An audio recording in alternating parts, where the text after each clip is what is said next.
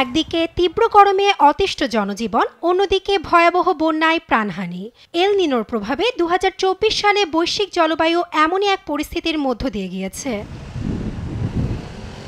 তাপপ্রবাহ, খরা, অতিবর্ষণ, ঘূর্ণিঝড় সহ বিভিন্ন প্রাকৃতিক দুর্যোগের জেরে ২০২৪ সালের ১ জানুয়ারি থেকে এ পর্যন্ত বিশ্বজুড়ে যে পরিমাণ আর্থিক ক্ষয়ক্ষতি ও সম্পদ ধ্বংস হয়েছে তার আর্থিক মূল্য অন্তত $৩১,০০০ কোটি।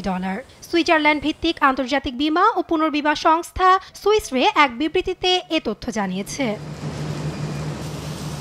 বিজ্ঞানীরা বলেছেন ২০২৪ হবে প্রথম বছর যখন প্রাক শিল্পযুগের তুলনায় তাপমাত্রা ১.৫ ডিগ্রি সেলসিয়াসেরও বেশি হবে।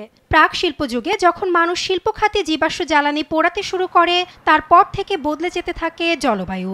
সে পরিবর্তনের ধারাবাহিকতায় এ ভয়াবহ পরিস্থিতি রেকর্ড করা হয়। লাতিন আমেরিকার দেশ ব্রাজিলের প্যান্টানল জলাভূমিতে ভয়াবহ দাবানলে পুড়ে গেছে প্রায় ৩২,০০০ হেক্টর অঞ্চল।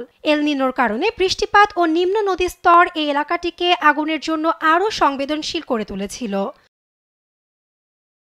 প্রতি বছরের মতো এবছরও হজ করতে যেয়ে প্রচণ্ড গরমে প্রাণ হারান শত শত হাজি। তীব্র দাবদাহের কারণে এ মৃত্যু হজ আয়োজক কর্তৃপক্ষের জন্য অন্যতম চ্যালেঞ্জ হয়ে দাঁড়িয়েছে। শুধু তীব্র গরমই নয়, এবছর অসময়ে বন্যা ও ঘূর্ণিঝড়ের আঘাতে বিপর্যস্ত হয় বিশ্বের বিভিন্ন দেশ। সুইজারল্যান্ড ভিত্তিক সংস্থা সুইস রে এর বিবৃতিতে বলা হয় ২০২৩-এর তুলনায় ২০২৪ সালে বিশ্বজুড়ে প্রাকৃতিক দুর্যোগের হার ছিল ৬% বেশি।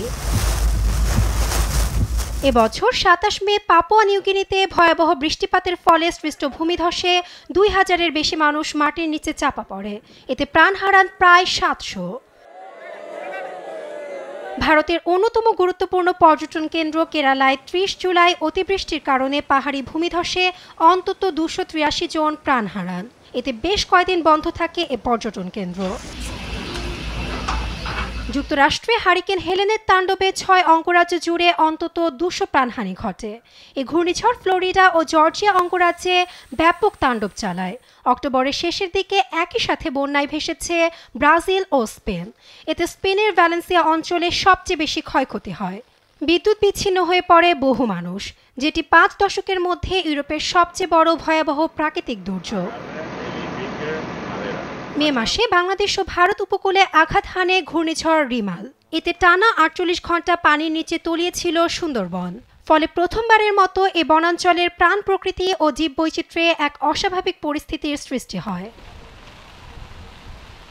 আকস্মিক বন্যায় কয়েক দশকের মধ্যে ২০২৪ সালের আগস্টে সবচেয়ে ভয়াবহ পরিস্থিতির মুখোমুখি হয়েছিল বাংলাদেশের পূর্বাঞ্চলের কয়েকটি জেলা। এতে ফেনীতে স্মরণকালের সবচেয়ে ভয়াবহ বন্যায় ক্ষতিগ্রস্ত হয় ৫০ লাখ মানুষ।